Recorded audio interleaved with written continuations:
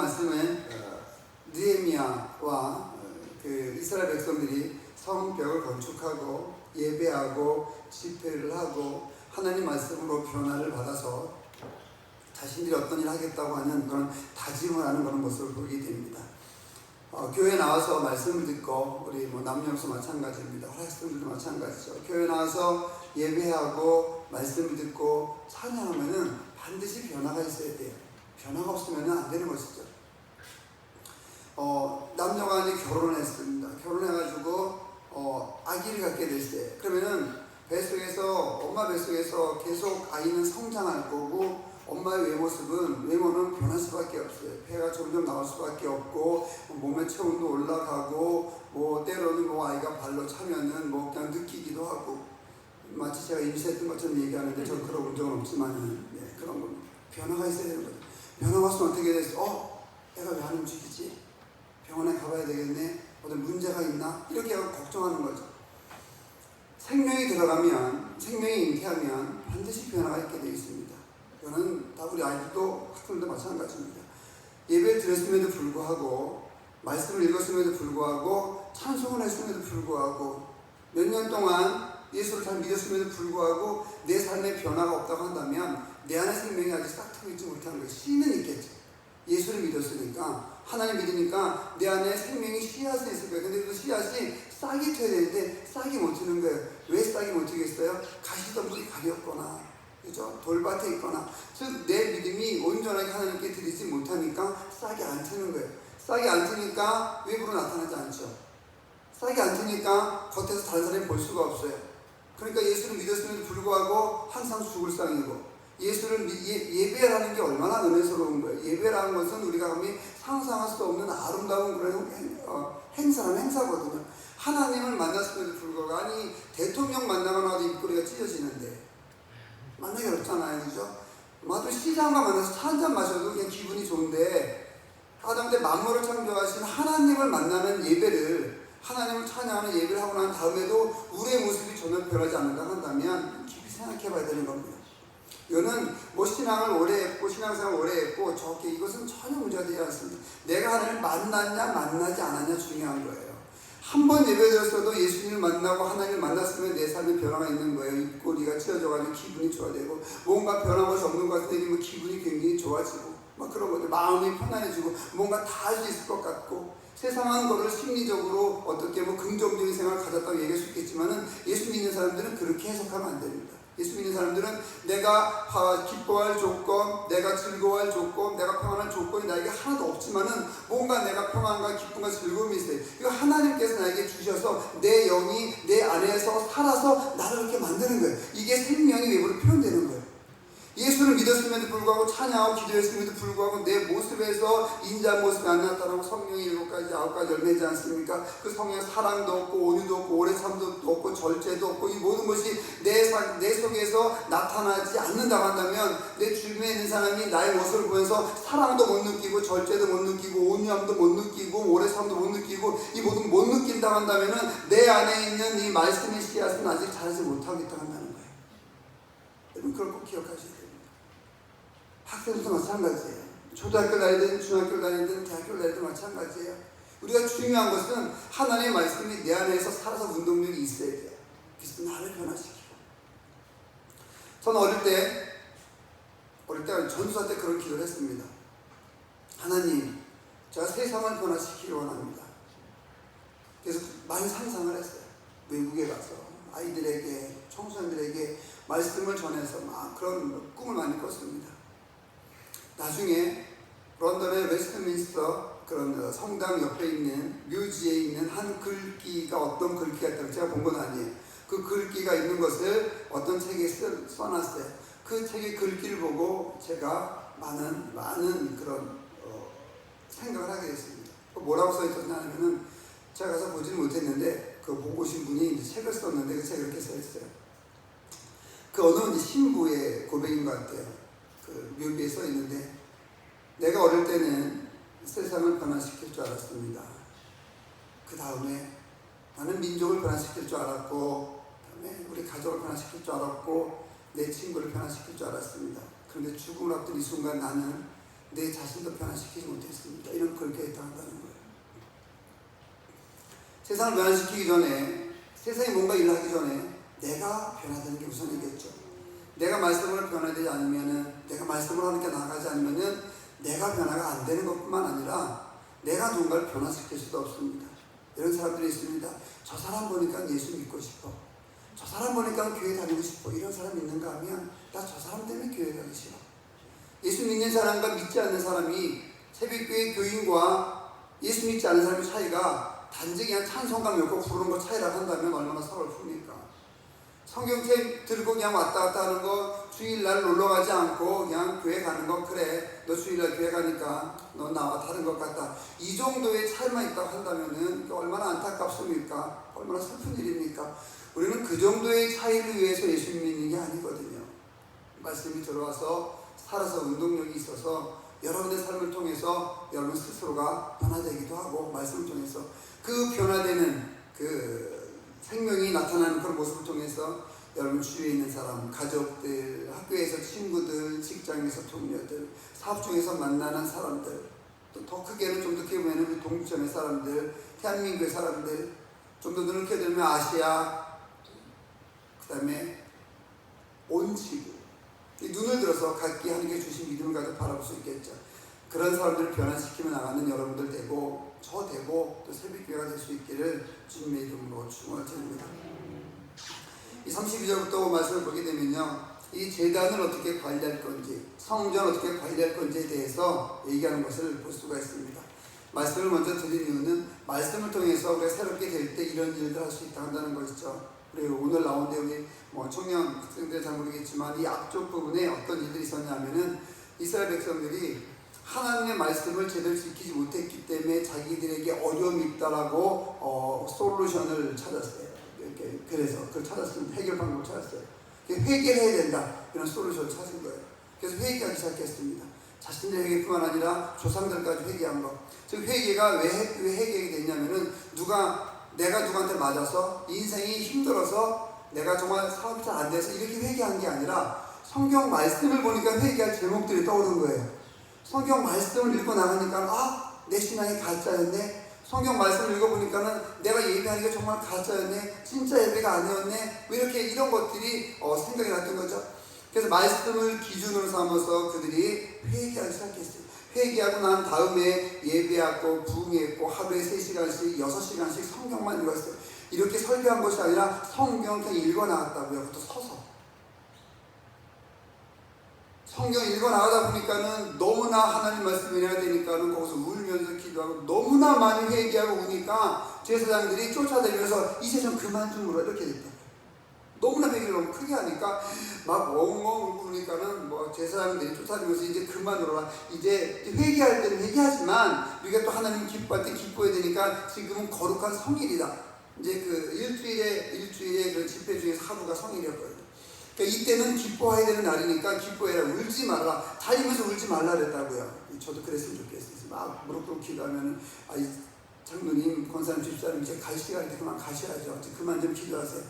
제가 그럴 날 올까 모르겠지만 그렇게 기도했어요. 기도하고 나니까 하나님의 말씀이 들어오고 나니까 내가 이제 어떻게 살아야 되겠다고 하는 다짐을 하게 된다. 그런 다짐들이 쭉 이어지는 것이 바로 지금 말씀이고, 이전에는 이렇게 살겠다, 다짐하겠다, 내가 11조를 하고 성전을 결국 버려두지 않겠다라고 다짐을 하면서 10장 앞쪽 부분에서는 이름을 다 써놔요. 이름을. 저희도 성전이 건축되면은 그 성전 건축될 당시에 있었던 성도들의 이름을 어딘가 다 기록해놨으면 좋겠어요. 주일학교부터 어느 일까지 그 성전 건축할 때 그때 등록했던 교인들 이름을 다 적어놨으면 좋겠다는 생각을 해보긴 하는데요. 그래서 말씀이 들어오게 되니까 다짐하게 됐던 거죠. 32절부터 34절까지는요, 하나님의 전과 제단에 내가 귀한 것을 드리겠다라고 결정을 하죠. 그러니까 말씀이 들어오지 않은 상태에서 드리면 안 돼요. 말씀이 들어오지 않은 상태에서 헌신하고 어떤 일을 하게 되면요, 상처받고 짜증나고 신경질 나요. 교회 일할 때 짜증나고 신경질이 나면은 내가 정말 말씀대로 하는 것인가 생각해 봐야 돼요. 말씀을 가지고 말씀이 내 안에 들어와서 그 말씀이 나를 변화시켜서 일할 사람이라고 한다면은 절대 화내지 않습니다. 절대 상처받지 않습니다. 말씀이 없기 때문에 상처받고 힘든 겁니다. 말씀이 들어오니까 하나님의 정과 제단에 드릴 것을 정하는 것을 32절부터 30 우리 4절까지 볼 수 있습니다. 이절 보게 되면 우리가 또 스스로 규례를 정했다 그랬습니다. 스스로 규례를 정했다 그랬어요. 누가 시켜서 하는 것이 아니라 스스로, 즉 자원하는 마음으로 했다고 한다는 거죠. 새마다 3분의 1세계를 주님께 드렸고요. 진설병과 항상 드리는 소제와 항상 드리는 번제와 안식일과 초하루와 정한절기 쓸 것과 성물과 이스라엘을 위하는 속죄제와 우리 하나님의 전에 모든 일을 위하여 쓰게 하였다. 자원해서 드렸다 이렇게 얘기합니다. 34절에 보면은 우리 제사장들과 레위 사람들과 백성들이 제비 뽑아 각기 종족대로 순번을 정한 거예요. 해마다 정한 시기에 나무를 우리 하나님의 전에 바쳐서 율법에 기록된 대로 우리 하나님의 여호와의 제단에 사르게 하였고 번제를 쓰는 나무를 드린 거죠. 자원해서 드렸다는 것입니다. 말씀이 들어오게 되면 자원해서 일하게 되어 있습니다. 그것이 기도든 아니면 헌금이든 교회에서 청소하는 것이든 무엇이든지 자원해서 드립니다. 우리 교회도 마찬가지죠. 제가 부탁을 하는 경우도 있습니다. 이렇게 해주세요. 이렇게 부탁하는 경우도 있지만은 제 성도님들 우리 대부분은 다 자원해서 하시는 분들이 많아요. 자원해서 스스로 바로 그것이 하나님께서 원하시는 그런 것들이죠.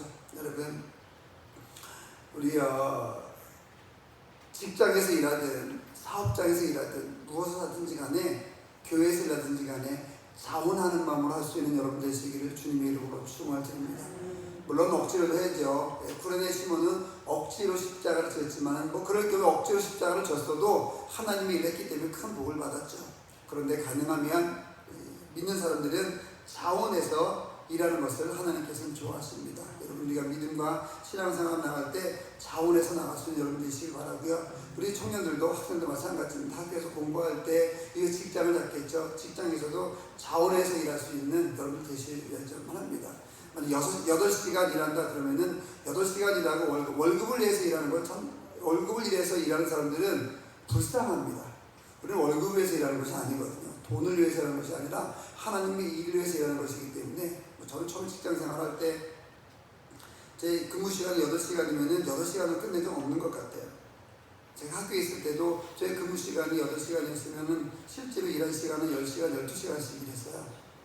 그때 더 요구한 것도 없습니다. 또 수당을 요구하거나 또 돈 요구하지 않았습니다. 그냥 제가 스스로 했던 거죠.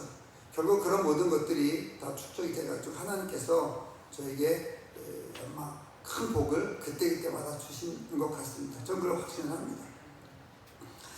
그 다음에 말씀이 들어오면 또 어떻게 일하게 되느냐. 35절 36절을 보게 되면요, 첫 소산을 하나님께 드리기로 정하는 것을 볼 수 있습니다.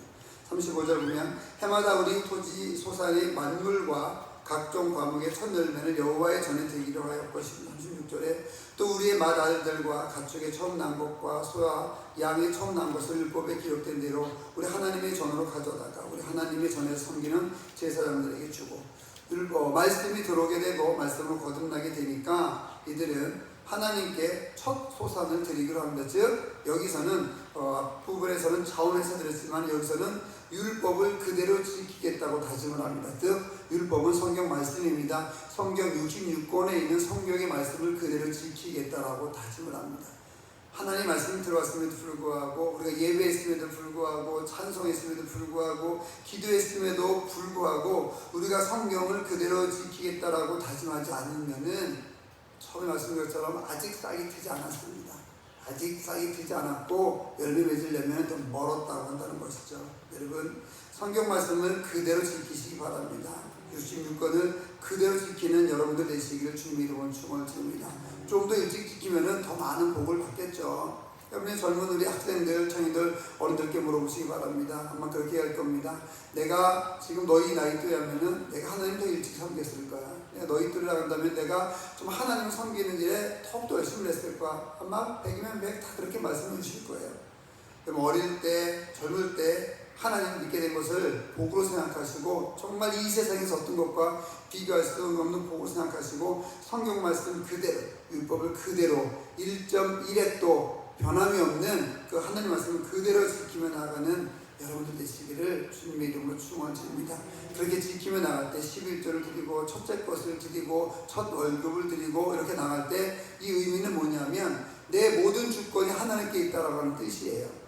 창조주 하나님께, 나를 지켜주신 하나님께 내 모든 것이 다 있다. 내 소유권이 하나님께 있다. 이것을 표현하는 방법 중에 하나가 11조를 드리는 것이고 맏아들 첫째 걸 드리는 거예요. 용돈 받아서 10도 드리고 쉬워요. 10,000원에서 1,000원 내는 거 쉽죠. 10만 원에서 10,000원 내는 거 쉽죠. 그런데 여러분이 월급 500만 원 받을 때 50만 원 내는 거 어렵습니다. 정말 어렵습니다.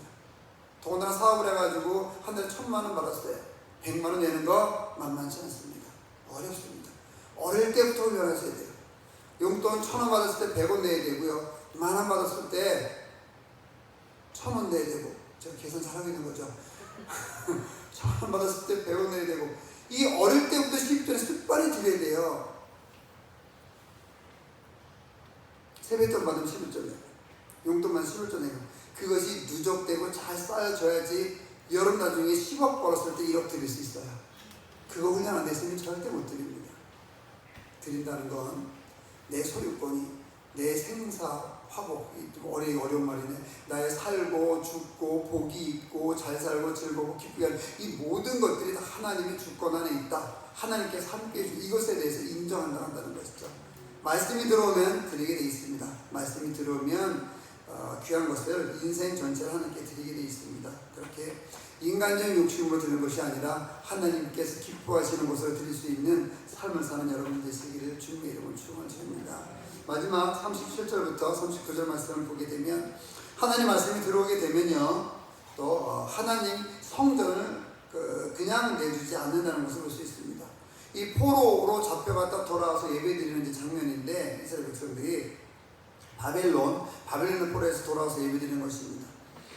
포로지에서 돌아온 백성은 맨 먼저 회개했죠. 회개하고 하나님 말씀으로 새롭게 거듭났어요. 그 다음에 가장 먼저 한 것이 뭐냐면요, 하나님의 전, 즉 성전, 즉 교회를 버려두지 않을 거라고 다짐을 했습니다. 말씀이 들어가면 그런 거죠. 이 교회를 가꾸려고 하고요, 교회가 잘 운영되도록, 교회가 잘 성장하도록 계속 기도하고 귀한 헌신을 하게 된다는 것입니다. 우리 어른들께 그런 말씀을 드렸는데 우리 청년들에게도 그런 얘기를 많이 나오지 않았지만 드립니다. 우리가 교회가 5년이 지나고 10년이 지났는데 의자를 보니까 너무 깨끗하고 마치 새 것 같아요. 그게 좋은 게 아니에요. 교회 성전 건축하고 1년이 지나면 교회 의자가 너덜너덜해져야 돼요. 교회 성전 건축하고 2년 지나면 문이 다 떨어져야 돼요. 하도 교회를 들락날락거려서 하도 문 열고 다녀서 떨어져야 돼요. 저 유럽에 갔습니다. 바티칸에 갔었어요. 바티칸에 갔었는데 거기 베드로 성당에 갔었는데 베드로 성당에 베드로의 모습이 구리로다가 만들어져 있는데 많은 사람들이 얼마나 가면서 베드로의 그 발등을 만졌는지 그 발등이 발가락이 없어졌어요. 닳았어요. 생각해보세요. 노수로 구리로 만든 발가락이 닳아가지고 발가락이 안 보인다 한다면은 도대체 몇 천만 명의 몇억 명의 사람들이 그 위에 손을 이렇게 스쳤겠어요. 그걸 무슨 많이 생각했습니다. 말씀이 들어오게 되면 교회를 사랑하게 되고, 교회를 사랑하게 되면 교회는 건물이 교회만은 아니에요. 예배하는 곳이 하나님 성교식 교회인데 예배에서 이 건물에서 예배 드리니까 이것을 교회라고 이야기하기도 하죠. 그래서 정확히 말하면 성전 또 예배당 이렇게 얘기했죠. 여러분 교회를 사랑하고 예배당을 사랑하면은 하나님께 예배해야 되겠죠. 예배하려면 어떻게 돼요? 수시로 와야 되겠죠. 수시로 아침에도 오고 점심에도 오고 저녁 때도 오고, 나는 교회 오지 않지만 내가 집에 있어도 교회에 있는 마음으로 기도해, 이런 쓸데없는 생각하지 마세요. 교회 와야 돼요. 그게 무슨 영지주도 아니고 내 눈 감고 있으면 내가 집에 있지만 교회 있는 것 같다면 집에 있는 거죠. 무슨 교회 있는 거예요. 그거 아니에요. 교회 오셔야 돼요. 아침에도 오고 점심에도 시간 날 때도 오고.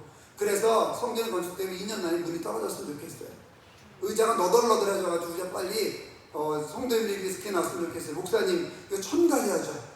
이번에는 이런 식으로 천가해야죠. 이렇게 했으면 좋겠어요. 여러분이 하늘나라 가시기 전까지 10번 정도 천가했으면 좋겠습니다. 성전은 그렇게 사랑해야 돼요.